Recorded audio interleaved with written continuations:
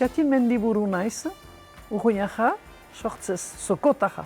Hori mani loitzunen bizi.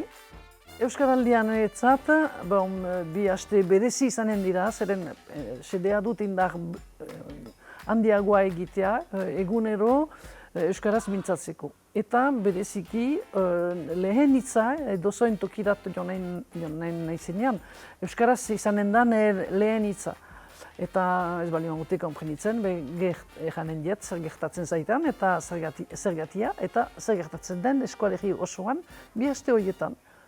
Gero badugu ere usaia Euskara dakiten batzuekin, eskoraz mintzu gira, baina lehatzen gira frantseserat, nahi gabean, uste gabean, eta hori enuke nahi. Hori sede hartua dut, bi aste horietan Euskarari lehentasuna ematea, elgarrekin, eta ahalaz gero urte guzian hola segi dezagun.